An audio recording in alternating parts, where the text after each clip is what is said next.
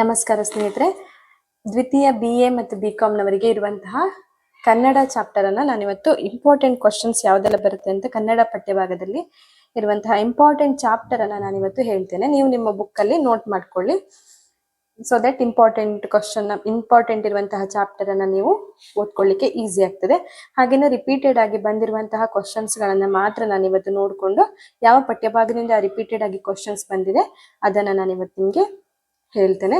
ನಿಮ್ದು ಬುಕ್ ಇದ್ರೆ ನೀವು ದಯವಿಟ್ಟು ಬುಕ್ ಅನ್ನು ಇಟ್ಕೊಂಡು ಪಾಯಿಂಟ್ ಮಾಡ್ಕೊಳ್ಳಿ, ಯಾವುದೆಲ್ಲ ಚಾಪ್ಟರ್ ಎಷ್ಟು ಮಾರ್ಕ್ಸ್ಗೆ ಬರ್ತದೆ ಅಂತ. ಸ್ವಲ್ಪ ವೇರಿಯೇಷನ್ ಇರ್ಬೋದು, ಯಾಕಂದ್ರೆ ಲಾಸ್ಟ್ ಇಯರ್ ನಿಮ್ಗೆ ಇನ್ ಕೇಸ್ ಅದು 10 ಮಾರ್ಕ್ಸ್ಗೆ ಕೊಟ್ಟಿದ್ರೆ ಈ ಸಲ 15ಗೆ ಕೊಡ್ಬೋದು, ಇಲ್ಲ ಅದು ಕೊಡದೇನು ಇರ್ಬೋದು, ಅದನ್ನು 5 ಮಾರ್ಕ್ಸ್ಗೆ ಕೂಡ ಕೊಡ್ಬೋದು. ಅಕಾರ್ಡಿಂಗ್ಲಿ ಅವ್ರು ಹೆಂಗ್ ಕೊಡ್ತಾರೆ ಅಷ್ಟು ಮಾರ್ಕ್ಸ್ ಪ್ರಕಾರ ನೀವು ಎಷ್ಟು ಆನ್ಸರ್ ಇದೆ ಅಷ್ಟನ್ನ ನೀವು ಬರಿಬೇಕು. ಹಾಗೇನೆ ಸೆಕೆಂಡ್ ಇಯರ್ BCom ಅವರಿಗೆ ಮತ್ತೆ BA ಅವರಿಗೆ ಕನ್ನಡ ಭಾಷಿಕದಲ್ಲಿ 2 ಪಠ್ಯ ಪುಸ್ತಕ ಇರ್ತದೆ. ಅಂದ್ರೆ ಅದರಲ್ಲಿ ಒಂದು ಬ್ಲಾಕ್ 1 ಮತ್ತೆ ಬ್ಲಾಕ್ 2, ಹಾಗೇನೆ ಬ್ಲಾಕ್ 3 ಮತ್ತೆ ಬ್ಲಾಕ್ 4. ಸೊ 4 ಬ್ಲಾಕ್ಗಳಲ್ಲಿ ಇರುವಂತಹ ಇಂಪಾರ್ಟೆಂಟ್ ಚಾಪ್ಟರ್ ಯಾವ್ದು ಅಂತ ನಾನಿವತ್ತು ನಿಮ್ಗೆ ಹೇಳ್ತೇನೆ. ಸೊ ಈಗ ಪ್ರಾಚೀನ ಕನ್ನಡ ಕಾವ್ಯಗಳಲ್ಲಿ ಹೋಗುದಾದ್ರೆ ಯಾವ್ದೆಲ್ಲ ಇಂಪಾರ್ಟೆಂಟ್ ಅಂದ್ರೆ ರಿಪೀಟೆಡ್ ಆಗಿ ಯಾವ್ದೆಲ್ಲ ಪಠ್ಯಭಾಗದಿಂದ ಕ್ವಶನ್ಸ್ ಅನ್ನ ಕೇಳ್ತಾ ಇದ್ದಾರೆ ಅಂದ್ರೆ ತುಂಬಾ ಇಂಪಾರ್ಟೆಂಟ್ ಆಗಿರೋದನ್ನ ಮಾತ್ರ ನಾನು ಇಲ್ಲಿ ಹೇಳ್ತೇನೆ. ರಿಮೈನಿಂಗ್ ನಾನು ಯಾವ್ದು ಹೇಳಲಿಲ್ಲ ಅದನ್ನ ನೀವು ಓದ್ಕೊಳ್ಬಾರ್ದು ಅಂತ ಅಲ್ಲ, ನೀವು ಓದ್ಕೋಬೇಕು, ಸಮಯ ಇದ್ರೆ ಓದ್ಕೊಳ್ಳಿ. ಬಟ್ ನಿಮ್ಗೆ ಪಾಸ್ ಆಗ್ಲಿಕ್ಕೆ ಯಾವ್ದು ಚಾಪ್ಟರ್ನೆಲ್ಲ ಜಾಸ್ತಿ ಓದ್ಕೋಬೇಕು ಅನ್ನೋದನ್ನ ಮಾತ್ರ ನಾನಿವತ್ತು ಹೇಳ್ತೇನೆ. ಹಾಗೇನೆ ಕಾವ್ಯಗಳಲ್ಲಿ ನೋಡುದಾದ್ರೆ ಕೃಷ್ಣ ಸಂಧಾನ ತುಂಬಾ ಇಂಪಾರ್ಟೆಂಟ್ ಆಗಿದೆ. ಇದು ನಾನಿಲ್ಲಿ ಎಷ್ಟು ಮಾರ್ಕ್ಸ್ಗೆ ಅಂತ ಬರ್ಕೊಂಡಿಲ್ಲ, ಬಟ್ ನಾನು ಹೇಳ್ತೇನೆ. ಯಾಕಂದ್ರೆ ಕೆಲವೊಂದು ರಿಪೀಟೆಡ್ ಪೇಪರ್ನ ನಾನು ನೋಡಿ ಎಷ್ಟು ಮಾರ್ಕ್ಸ್ಗೆ ಬಂದಿದೆ ಅಂತ ಹೇಳಿ ನೋಡ್ಕೊಂಡಿದ್ದೇನೆ. ಹಾಗಾಗಿ ನಾನು ಇವತ್ತು ನಿಮ್ಗೆ ಹೇಳ್ತೇನೆ. ಕೃಷ್ಣ ಸಂಧಾನ ಇದು 10 or 15 ಮಾರ್ಕ್ಸ್ಗೆ ಬರುತ್ತೆ. ಯಾವಾಗ್ಲೂ ರಿಪೀಟೆಡ್ ಆಗಿ ಬರ್ತಾ ಇದೆ. 10 or 15 ಮಾರ್ಕ್ಸ್ಗೆ ಕೃಷ್ಣ ಸಂಧಾನ ಅನ್ನುವಂತಹ ಚಾಪ್ಟರ್ ಕೂಡ ಬರುತ್ತೆ ಕಾವ್ಯ ಭಾಗದಲ್ಲಿ. ಹಾಗೇನೆ ದುರ್ಯೋಧನ ವಿಲಾಪ, ಸಾಹಸ ಭೀಮ ವಿಜಯಂ, ಇದು ಕೂಡ ಇವೆರಡು ಚಾಪ್ಟರ್ ಕೂಡ ತುಂಬಾ ಇಂಪಾರ್ಟೆಂಟ್ ಇದೆ. 10 or 15ಗೆ ಇವೆರಡರಲ್ಲಿ ಯಾವ್ದಾದ್ರು ಒಂದು ಕ್ವಶನ್ಸ್ ಅನ್ನ ಕೇಳಬಹುದು. ಹಾಗೇನೆ ಇನ್ನೊಂದು ಕಾವ್ಯದಲ್ಲಿ ನೋಡೋದಾದ್ರೆ ಅಮೃತ ಮತಿ ಪ್ರಸಂಗ ಅಂತ, ಇದು ತುಂಬಾ ಇಂಪಾರ್ಟೆಂಟ್ ಆಗಿದೆ. ದಯವಿಟ್ಟು ಈ ಚಾಪ್ಟರ್ ಅನ್ನು ಕೂಡ ಓದ್ಕೋಬೇಕು. ಅಮೃತಮತಿ ಪ್ರಸಂಗ ಯಶೋಧರ ಚರಿತೆ ಅಂತಾನು ಹೇಳ್ತಾರೆ. ಅದಕ್ಕೆ ಜನ್ನ ಬರೆದಿರುವಂತಹ ಅಮೃತಮತಿ ಪ್ರಸಂಗ ಏನಿದೆ ಇದು ತುಂಬಾ ಇಂಪಾರ್ಟೆಂಟ್. ಇದು ಕೂಡ 10 or 15 ಮಾರ್ಕ್ಸ್ಗೆ ಕೇಳುವಂತ ಕ್ವಶನ್ಸ್ ಆಗಿರುತ್ತೆ. ಹಾಗೇನೆ ಸಾಮಾಜಿಕ ವಚನಗಳಲ್ಲಿ either ಬಸವಣ್ಣ ಅವ್ರ ಅಕ್ಕ ಮಹಾದೇವಿನ ನಿಮ್ಗೆ 5 ಮಾರ್ಕ್ಸ್ಗೆ ಕೊಡ್ಬೋದು. ಇಲ್ಲದಿದ್ರೆ ಅವರು ಯಾವ್ದಾದ್ರು ಯಾವ್ದಾದ್ರು ಪ್ಯಾರಾಗ್ರಾಫ್ ಇರುತ್ತಲ್ವಾ, ಕಾವ್ಯಗಳಲ್ಲಿರುವಂತಹ ಯಾವ್ದಾದ್ರು ಪ್ಯಾರಾಗ್ರಾಫ್ ಅನ್ನ ಕೊಟ್ಟು ಅದನ್ನ ನೀವು ಸಂದರ್ಭ ಸಹಿತ ವಿವರಿಸಿ ಅಂತ ಕೊಡ್ತಾರೆ. ಆಗ ಕಾವ್ಯಗಳನ್ನ ಒಂದು ಪ್ಯಾರಾಗ್ರಾಫ್ ಕೊಟ್ಟು ನಿಮ್ಗೆ ಸಂದರ್ಭ ಸಹಿತ ವಿವರಿಸಿ ಅಂತಾರೆ. ಆ ಕಾವ್ಯ ಭಾಗದ್ದು ಹಿನ್ನೆಲೆ ಎಲ್ಲ ಏನಿದೆ ಅಂತೆಲ್ಲ ತಿಳ್ಕೊಂಡು ಆ ಕಾವ್ಯ ಭಾಗದ್ದು ಏನು ಸಂದರ್ಭ ಸಹಿತ ವಿವರಣೆ ಕೊಡ್ಬೇಕಾಗ್ತದೆ. ಹಾಗೆ ಕೂಡ ಮಾಡ್ತಾರೆ. ಹಾಗಾಗಿ ಇದು ಅಮೃತಮತಿ ಪ್ರಸಂಗ ಮತ್ತೆ ಕೃಷ್ಣ ಸಂಧಾನ, ದುರ್ಯೋಧನ ವಿಲಾಪ, ಇದು 5 or 10 to 15 ಮಾರ್ಕ್ಸ್ಗೆ ಇದ್ರಲ್ಲಿ ಯಾವ್ದಾದ್ರು ಕ್ವಶನ್ಸ್ ಅನ್ನ ಕೇಳ್ಬೋದು. ಈ ಚಾಪ್ಟರ್ ಇದು ಏನ್ ಘಟಕ 1 ಘಟಕ 2 ಇದೆ, ಇದು ತುಂಬಾ ಇಂಪಾರ್ಟೆಂಟ್ ಆಗಿರುತ್ತೆ. ಹಾಗೇನೆ ಇದ್ರಲ್ಲಿ ಅಭಿಮನ್ಯು ಪ್ರಸಂಗ ಕೂಡ ತುಂಬಾ ಇಂಪಾರ್ಟೆಂಟ್ ಆಗಿರುತ್ತೆ. ಹಾಗೆ ನೀವು ಇದು ಪ್ರಭುದೇವರ ರಗಳೆ ಮತ್ತೆ ಹರಿಹರ ಏನಿದೆ ಇದನ್ನ ಬಿಡ್ಬೋದು. ಅಭಿಮನ್ಯು ಪ್ರಸಂಗ ಸಮಯ ಇದ್ರೆ ಓದ್ಕೊಳ್ಳಿ, ಇದು ಕೂಡ ಇಂಪಾರ್ಟೆಂಟ್ ಆಗಿದೆ. ಹಾಗೇನೆ ಭರತ ಬಾಹುಬಲಿ ಪ್ರಸಂಗ ಏನಿದೆ ಇದು ಕೂಡ ತುಂಬಾ ಇಂಪಾರ್ಟೆಂಟ್ ಇದೆ. ಇದು ಕೂಡ 10 or 15 ಮಾರ್ಕ್ಸ್ಗೆ ಬರ್ಬೋದು. ತುಂಬಾ ಸಲ ರಿಪೀಟೆಡ್ ಆಗಿ ಬಂದಿಲ್ಲ, ಆದ್ರೂ ಇದ್ರದ್ದು ಕ್ವಶನ್ಸ್ ಕೇಳಿದ್ರೆ ಸಮಯ ಇದ್ರೆ ಇದನ್ನು ಕೂಡ ನೀವು ಓದ್ಕೊಳ್ಳಿ, 10 ಮಾರ್ಕ್ಸ್ಗೆ ಕೂಡ ಬರಬಹುದು. ಹಾಗೇನೆ ದರೆಗೊಬ್ಬ ದಾನಶೂರ ಕರ್ಣನಿಂದಾದ ಪರ್ವ, ಇದನ್ನ ನಾವು ಓದ್ಕೊಂಡಿರ್ಲಿಲ್ಲ. ಯಾಕಂದ್ರೆ ನಮ್ಗೆ ಏನು ಆಪ್ಷನ್ ಸಿಗುತ್ತಲ್ವಾ, ಆ ಆಪ್ಷನ್ ಸಿಕ್ಕಿದಾಗ ನಾವು ಆಪ್ಷನ್ಗೆ ಚಾಪ್ಟರ್ ಅನ್ನ ಬಿಡ್ತಾ ಇದೆ. ಹಾಗಾಗಿ ಈ ಚಾಪ್ಟರ್ ನಾನು ಓದ್ಕೊಳ್ಳಿಲ್ಲ. ನಿಮ್ಗೆ ಸಮಯ ಇದ್ರೆ ನೀವು ಓದ್ಕೋಬಹುದು. ಹಾಗೆ ಅಷ್ಟೇನು ಈ ಚಾಪ್ಟರ್ ಇಂದ ಕ್ವಶನ್ಸ್ ರಿಪೀಟೆಡ್ ಆಗಿ ಬಂದಿದೆ ಅಂತ ಹೇಳಕ್ ಆಗಲ್ಲ. ಹಾಗಾಗಿ ಈ ಚಾಪ್ಟರ್ ನಿಮ್ಗೆ ಸಮಯ ಇಲ್ಲ ಅಂದ್ರೆ ಬಿಡಿ, ಆಪ್ಷನ್ಗೆ ಕೊಟ್ಕೊಳ್ಳಿ. ಹಾಗೆ ನೆಕ್ಸ್ಟ್ ನಾವು ಕಥೆಗಳಲ್ಲಿ ಹೋಗೋದಾದ್ರೆ ತುಂಬಾ ಇಂಪಾರ್ಟೆಂಟ್ ಆಗಿರುವ ಇನ್ನೊಂದು ಚಾಪ್ಟರ್ ಅಂತ ಹೇಳಿದ್ರೆ ಕಥೆಗಳಲ್ಲಿ, ಇದು ತುಂಬಾ ನಿಮ್ಗೆ ಓದ್ಕೊಳ್ಳಿಕ್ಕೆ ತುಂಬಾ ಇದೆ. ಯಾಕಂದ್ರೆ ಇದೊಂದು ಕತೆ. ನಾನು ಇದೆಲ್ಲ ಏನ್ ಇಂಪಾರ್ಟೆಂಟ್ ಕಥೆಗಳಿದೆ, ಸಣ್ಣ ಕಥೆಗಳು, ಎಲ್ಲವನ್ನು ಕೂಡ ನಾನು ಕಥೆಯಾಗಿ ನಿಮ್ಗೆ ಡಿಟೇಲ್ ಆಗಿ ಒಂದು ವಿವರಣೆಯನ್ನ ಇನ್ನು ಕಮಿಂಗ್ ಅಲ್ಲಿ ಕ್ಲಾಸ್ ಹಾಕ್ತೇನೆ. ಸ್ವಲ್ಪ ಸಮಯ ಅಭಾವ ಇರೋದ್ರಿಂದ ನನಗೆ ನಿಧಾನ ಕ್ಲಾಸ್ ಆಗ್ತಾ ಇದ್ದೇನೆ, ದಯವಿಟ್ಟು ಕ್ಷಮಿಸಿ. ಹಾಗೇನೆ ಸಣ್ಣ ಕಥೆಗಳನ್ನ ನೋಡುದಾದ್ರೆ ಇದರಲ್ಲಿ ವೆಂಕಟಶಾಮಿಯ ಪ್ರಣಯ ಅನ್ನುವಂಥದ್ದು ತುಂಬಾ ಚೆನ್ನಾಗಿದೆ ಕತೆ ಇದು. ಹಾಗೇನೆ ಇದು ಒಂದ್ಸಲ ನೀವು ಓದ್ಕೊಂಡು ನಿಮ್ ಕಥೆನ ನೆನ್ಪಿಟ್ಕೊಂಡ್ರೆ ನಿಮ್ಗೆ ಏನ್ ಇದ್ರದ್ದು ವೆಂಕಟಶಾಮಿಯ ಪ್ರಣಯದ ಬಗ್ಗೆ ಏನ್ ಬಂತು ನೀವೆಲ್ಲ ಸ್ಟೋರಿಯನ್ನ ಬರೆದ್ರೆ ತುಂಬಾ ಚೆನ್ನಾಗಿ ಸ್ಟೋರಿಯನ್ನ ಅರ್ಥ ಮಾಡ್ಕೊಂಡು ನೆನ್ಪಿಟ್ಕೊಳ್ಳಿಕ್ಕೆ ಈಸಿ ಆಗ್ತದೆ. ಬರೆದ್ರೆ ಒಳ್ಳೆ ಮಾರ್ಕ್ಸ್ ಕೂಡ ನಿಮ್ಗೆ ಸಿಗುತ್ತೆ. ಸೊ ವೆಂಕಟಶಾಮಿಯ ಪ್ರಣಯ ಏನಿದೆ ಸಣ್ಣ ಕಥೆಗಳಲ್ಲಿ ಇದು ತುಂಬಾ ಇಂಪಾರ್ಟೆಂಟ್ ಆಗಿದೆ. ಹಾಗೇನೆ ಕುವೆಂಪುರವರು ಬರೆದಿರುವಂತಹ ಧನ್ವಂತರಿ, ಇವೆರಡು ಕೂಡ 10 ಮಾರ್ಕ್ಸ್ಗೆ ಆಲ್ರೆಡಿ ಹಾಕಿದ್ದೀನಿ. 10 ಮಾರ್ಕ್ಸ್ಗೆ ಇದು ಬರುತ್ತೆ, ತುಂಬಾ ಇಂಪಾರ್ಟೆಂಟ್ ಇದೆ ಇವೆರಡು ಚಾಪ್ಟರ್ ಕೂಡ. ಹಾಗೇನೆ ಸಣ್ಣ ಕಥೆಗಳಲ್ಲಿ ನೋಡೋದಾದ್ರೆ ಮನುವಿನ ರಾಣಿ, ಕೊಡಗಿನ ಗೌರಮ್ಮ ಬರೆದಿರುವಂತಹ ಮನುವಿನ ರಾಣಿ, ಶವದ ಮನೆ, ಇದು ಕೂಡ 10 or 15 ಮಾರ್ಕ್ಸ್ಗೆ ಬರುತ್ತೆ. 10 or 15 ಮಾರ್ಕ್ಸ್. ಇದೆಲ್ಲವೂ ಇಂಪಾರ್ಟೆಂಟ್. ನಿಮಗೆ ಏನು ಸೆಕೆಂಡ್ ಇಯರ್ BA BCom ಅವರಿಗೆ ಕನ್ನಡ ತುಂಬಾ ಕಷ್ಟ ಆಗುದಿಲ್ಲ. ಯಾಕಂದ್ರೆ ಕಥೆಗಳು, ಇದೆಲ್ಲ ಕಥೆಗಳು ನೀವೇನು ಕಾದಂಬರಿಗಳನ್ನೆಲ್ಲ ಓದ್ಕೊಂಡಿದ್ರೆ ಇಲ್ಲ, ನಾನು ನಿಮ್ಗೆ ಅದ್ರಲ್ಲಿ ಏನಿದೆ ಕಥೆಯ ಸಾರಾಂಶವನ್ನ ಒಂದು ವಿವರಣೆ ಮಾಡಿ ಕ್ಲಾಸ್ ಹಾಕ್ತೇನೆ. ಸೊ ನೀವು ಎಲ್ಲಾದ್ರೂ ಫ್ರೀ ಇದ್ದಾಗ ಅದನ್ನ ವಿಡಿಯೋಗಳನ್ನ ಕೇಳಿಸ್ಕೊಂಡ್ರೆ ಸಾಕು, ನೀವು ಕಥೆನ ಅರ್ಥ ಮಾಡ್ಕೊಂಡು ಎಕ್ಸಾಮ್ಗೆ ಬರೀಲಿಕ್ಕೆ ಈಸಿ ಆಗ್ತದೆ. ಹಾಗೇನೆ ಸಣ್ಣ ಕಥೆಗಳಲ್ಲಿ ವೆಂಕಟಶಾಮಿಯ ಪ್ರಣಯ ಏನಿದೆ ಇದು ತುಂಬಾ ಇಂಪಾರ್ಟೆಂಟ್ ಇದೆ. ಧನ್ವಂತರಿ ಚಿಕಿತ್ಸೆ ಏನಿದೆ ಇದು ಕೂಡ ಇಂಪಾರ್ಟೆಂಟ್ ಇದೆ.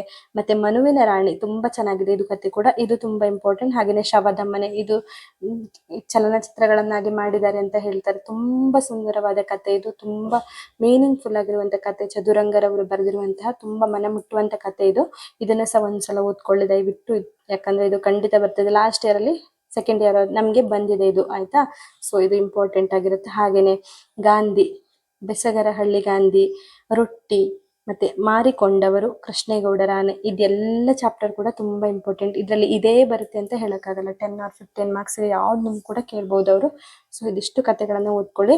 ಖಂಡಿತ ಇದಿಷ್ಟು ಕಥೆಗಳು ಏನಿದೆ ಇದಿಷ್ಟನ್ನು ಕೂಡ ನಾನು ಆದಷ್ಟು ಬೇಗ ವಿಡಿಯೋ ಮಾಡಿ ಹಾಕ್ತೇನೆ, ಯಾಕಂದ್ರೆ ಇದೆಲ್ಲ ಕಥೆಗಳು ಕೂಡ ತುಂಬಾ ಇಂಪಾರ್ಟೆಂಟ್ ಆಗಿರುತ್ತೆ. ಹಾಗೇನೆ ನಮೀಗ ಬ್ಲಾಕ್ 3 ಮತ್ತೆ 4 ನೋಡುದಾದ್ರೆ ಅವಿಸ್ತರ ಪಠ್ಯಗಳು. ಅದೇನು ಇಷ್ಟರೊಳಗಡೆ ನಾನು ಏನ್ ಹೇಳಿದೆ, ಕಾವ್ಯಗಳು ಮತ್ತೆ ಕಥೆಗಳೇನಿದೆ ಅದು ಸವಿಸ್ತರ, ಇದು ಅವಿಸ್ತರ ಪಠ್ಯಗಳು. ಸೊ ದಯವಿಟ್ಟು ಕ್ಷಮಿಸಿ, ಪೇಪರಲ್ಲಿ ನನ್ನ ಮಗಳು ತುಂಬಾ ಗೀಚಿ ಎಲ್ಲ ಹಾಕ್ಬಿಟ್ಟಿದ್ದಾಳೆ. ನಿಮ್ಗಿದೇನು ಕಾಣಿಸಿಲ್ಲ ಅಂದ್ರೆ ದಯವಿಟ್ಟು ಕ್ಷಮಿಸಿ, ನಾನು ಹೇಳೋದನ್ನ ನೀಟಾಗಿ ಕೇಳ್ಕೊಳ್ಳಿ. ಸೊ ಅವಿಸ್ತರ ಪಠ್ಯಗಳಲ್ಲಿ ಗದ್ಯ ಸಂಪದ ಮತ್ತೆ ವಿಮರ್ಶೆ ಅಂತ 2 ಭಾಗ ಇದೆ. ಅದರಲ್ಲಿ ಗದ್ಯ ಸಂಪದದಲ್ಲಿ ತುಂಬಾ ಇಂಪಾರ್ಟೆಂಟ್ ಆಗಿ ಜಾಸ್ತಿ ರಿಪೀಟೆಡ್ ಆಗಿ ಕೇಳಿರುವಂತ ಇನ್ನೊಂದು ಕ್ವಶನ್ಸ್ ಯಾವ್ದಂದ್ರೆ ಆಲೂರು ವೆಂಕಟರಾವ್ ಬರೆದಿರುವಂತಹ ಕರ್ನಾಟಕ ವೈಭವ ವರ್ಣನೆ, ಇದು ಕೂಡ ಚೆನ್ನಾಗಿದೆ. ಇದನ್ನು ಕೂಡ ಇದು ಕೂಡ ಈಸಿ ಆಗಿದೆ, ಇದನ್ನು ನೀವು ಓದ್ಕೋಬೇಕಾಗತ್ತೆ. ಹಾಗೇನೆ ಬಾಳ್ವೆ ಸ್ವೀಕಾರಕ್ಕಿದೆ, ನಿರಾಕರಣೆಗಲ್ಲ, ಇದು ಕೂಡ ಇಂಪಾರ್ಟೆಂಟ್ ಆಗಿರುತ್ತೆ. ಇವೆರಡು ಸಮಯ ಇದ್ರೆ ಇವೆರಡು ಚಾಪ್ಟರ್ ಅನ್ನ ನೀವು ಓದ್ಕೋಬೇಕಾಗುತ್ತೆ. ಹಾಗೇನೆ ಗದ್ಯ ಸಂಪದದಲ್ಲಿ ಶ್ರೇಷ್ಠತೆಯ ವ್ಯಸನ ಅನ್ನೋದೇನಿದೆ ಅದು 10 ಮಾರ್ಕ್ಸ್ಗೆ 1-2 ಸಲ ರಿಪೀಟೆಡ್ ಆಗಿ ಬಂದಿದೆ. ಶ್ರೇಷ್ಠತೆಯ ವ್ಯಸನ, KV ಸುಬ್ಬಣ್ಣ ಅವರು ಬರೆದಿರುವಂತಹ ಶ್ರೇಷ್ಠತೆಯ ವ್ಯಸನ ಏನಿದೆ ಅದನ್ನ ದಯವಿಟ್ಟು ಓದ್ಕೊಳ್ಳಿ. ಹಾಗೇನೆ ವೈಚಾರಿಕ ಪ್ರಜ್ಞೆಗೆ ಅಡೆತಡೆಗಳು, ನರಸಿಂಹಯ್ಯ ಬರೆದಿರುವಂತದ್ದು, ನರಸಿಂಹಯ್ಯ ಬರೆದಿರುವಂತಹ ವೈಚಾರಿಕ ಪ್ರಜ್ಞೆಗೆ ಅಡೆತಡೆಗಳು ಏನಿದೆ ಇದು ಕೂಡ ತುಂಬಾ ಇಂಪಾರ್ಟೆಂಟ್. ಈಗ ಶ್ರೇಷ್ಠತೆಯ ವ್ಯಸನ ದಯವಿಟ್ಟು ಓದ್ಕೊಳ್ಳಿ. ಹಾಗೇನೆ ವೈಚಾರಿಕ ಪ್ರಜ್ಞೆಗೆ ಅಡೆತಡೆಗಳು ಏನಿದೆ ಅದನ್ನ ಸ್ವಲ್ಪ ನೋಡ್ಕೋಬೇಕಾಗುತ್ತೆ. ಹಾಗೇನೆ ರಾಷ್ಟ್ರೀಯತೆ ತುಂಬಾ ಬಂದಿದೆ. ಸೊ ಇದೊಂದು ಚಾಪ್ಟರ್ನ ಓದ್ಕೊಳ್ಳಿ. ಸ್ವಲ್ಪ ಇದೊಂದು ಪ್ರಬಂಧ ಮಾದರಿಯಲ್ಲಿರುತ್ತೆ, ದಯವಿಟ್ಟು ಇದನ್ನು ಓದ್ಕೊಳ್ಳಿ. ರಾಷ್ಟ್ರೀಯತೆ ಅನ್ನೋದನ್ನ 10 or maybe 15 ಮಾರ್ಕ್ಸ್ಗೆ ಕೂಡ ಕೇಳ್ಬೋದು. ಸೊ ರಾಷ್ಟ್ರೀಯತೆ ಎನ್ನುವಂತ ಏನ್ ಚಾಪ್ಟರ್ ಇದೆ ಅದು ವೆರಿ ವೆರಿ ಇಂಪಾರ್ಟೆಂಟ್, ಹಾಕೊಂಡಿದ್ದೀನಿ ಆಲ್ರೆಡಿ. ಸೊ ನಾನು ಅದನ್ನು ಓದ್ಕೊಂಡಿದ್ದೀನಿ, ಅದು ತುಂಬಾ ಇಂಪಾರ್ಟೆಂಟ್ ಆಗಿದೆ ರಾಷ್ಟ್ರೀಯತೆ. ಹಾಗೇನೆ ಇನ್ನು ಮಹಿಳಾ ರಾಜಕೀಯ ಮೀಸಲಾತಿ ತುಂಬಾ ಸಲ ಬಂದಿದೆ. ಮಹಿಳಾ ರಾಜಕೀಯ ಮೀಸಲಾತಿ ಅಂತ ಹೇಮಲತಾ ಮಹೇಶ್ ಅವರು ಬರೆದಿರುವಂತಹ ಈ ಚಾಪ್ಟರ್ ಕೂಡ ನೀವು ಸಮಯ ಇದ್ರೆ ಓದ್ಕೋಬೇಕಾಗುತ್ತೆ. ಸೊ ಇದರಲ್ಲಿ ಈ ಏನು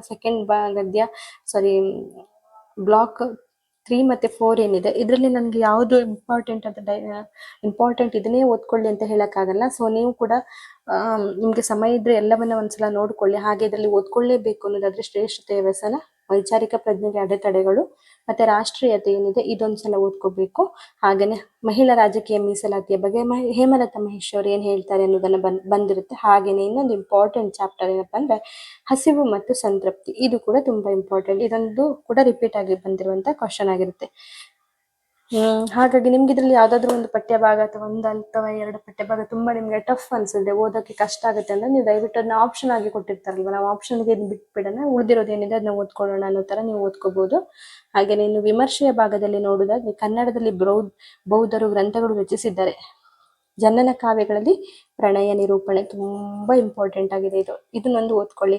ಈ ಭಾಗದಲ್ಲಿ ನೀವು ಯಾವ್ದು ಓದ್ಕೋಬೇಕಂದ್ರೆ ಜನನ ಕಾವ್ಯಗಳಲ್ಲಿ ಪ್ರಣಯ ನಿರೂಪಣೆ, ಯಾಕಂದ್ರೆ ಇದು ಏನಿದು ಜನನ ಕಾವ್ಯಗಳ ಪ್ರಣಯ ನಿರೂಪಣೆ ಏನಿದೆ ಅದು ಅಲ್ಲಿ ಬ್ಲಾಕ್ 1 ಅಲ್ಲಿ ಕೂಡ ಇದ್ರದ್ದೊಂದು ಚಾಪ್ಟರ್ ಇರುತ್ತೆ, ಅಮೃತಮತಿ ಪ್ರಸಂಗ.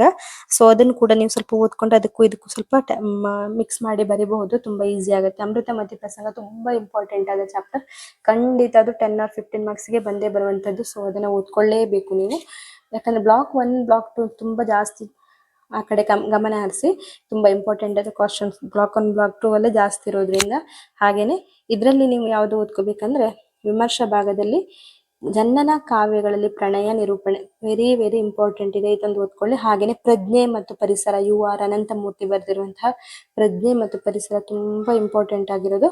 ಇದು ಕೂಡ 10 or 15 ಮಾರ್ಕ್ಸ್ ಗೆ ಬರುವಂತಹ ಚಾನ್ಸಸ್ ಇರುತ್ತೆ. ಹಾಗೇನೆ ಸಾಹಿತ್ಯ ಬದ್ಧತೆ ಮತ್ತೆ ಮಲೆಗಳಲ್ಲಿ ಮದುಮಗಳು ಅಷ್ಟೇನೋ ರಿಪೀಟೆಡ್ ಆಗಿ ಬಂದಿರುತ್ತೆ ಒಂದ್ಸಲ ಹೀಗೆಲ್ಲ.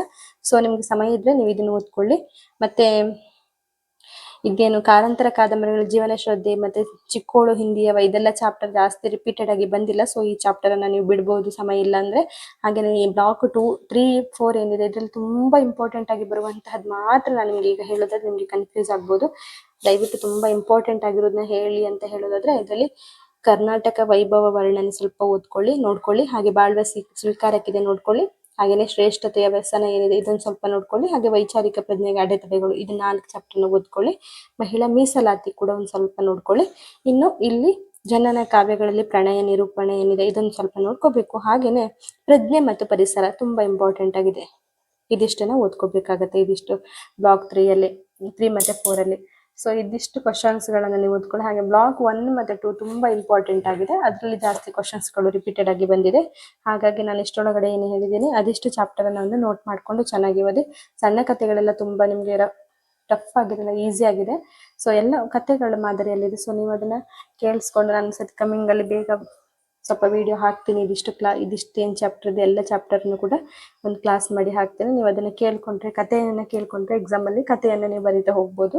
ಅವ್ರು ಏನ್ ಕ್ವಶನ್ಸ್ ಕೇಳಿದ್ರೆ ಅದ್ರ ಪ್ರಕಾರ ಅದಕ್ಕೆ ರಿಲೇಟೆಡ್ ಆಗಿರುವಂತಹ ಏನ್ ಕಥೆ ಇದೆ ಅದನ್ನ ಬರೀತಾ ಹೋಗ್ಬೋದು. ಈಸಿ ಆಗುತ್ತೆ. ಧನ್ಯವಾದಗಳು ಸ್ನೇಹಿತರೆ. ದಯವಿಟ್ಟು ಇದನ್ನೆಲ್ಲ ಪಾಯಿಂಟ್ ಮಾಡ್ಕೊಂಡು ನಿಮ್ಮ ಬುಕ್ಕಲ್ಲಿ ಇಟ್ಕೊಂಡು ಸಮಯ ಇದ್ದವರು ಖಂಡಿತ ಎಲ್ಲ ಚಾಪ್ಟರ್ನ ಕವರ್ ಮಾಡ್ಕೊಂಡು ಓದ್ಕೊಂಡು ಹೋಗ್ಬೋದು. ಈಗಲಿಂದನೇ ಓದ್ಲಿಕ್ಕೆ ಸ್ಟಾರ್ಟ್ ಮಾಡಿದ್ರೆ ಎಲ್ಲ ಚಾಪ್ಟರ್ನ ಓದ್ಕೊಂಡು ಹೋಗ್ಬೋದು. ಸಮಯ ಇಲ್ಲ ಅನ್ನುವಂತಹವ್ರು ನಾನು ಏನ್ ಪಾಯಿಂಟ್ ಯಾವ್ದೆಲ್ಲ ಇಂಪಾರ್ಟೆಂಟ್ ಅಂತ ಹೇಳಿದೀನಿ ಅದಿಷ್ಟು ಚಾಪ್ಟರ್ ಅನ್ನ ಮಾತ್ರ ಓದ್ಕೊಂಡ್ರೆ ಖಂಡಿತ ನೀವು ಪಾಸ್ ಆಗ್ತೀರಾ. ನಾನೇನ್ ಬೇಡ ಅಂತ ಹೇಳಿದೀನಿ, ನೀವು ಬೇಕಾದ್ರೆ ಆ ಚಾಪ್ಟರ್ನ ಬೇಡಿ. ನಿಮ್ಗೆ ಪಾಸ್ ಆಗುವಷ್ಟು ಮಾರ್ಕ್ ಅಂತೂ ಖಂಡಿತ ನಾನು ಏನ್ ಹೇಳಿದೀನಿ ಇದಿಷ್ಟು ಚಾಪ್ಟರ್ ಅಲ್ಲಿ ಬಂದೇ ಬರುತ್ತೆ.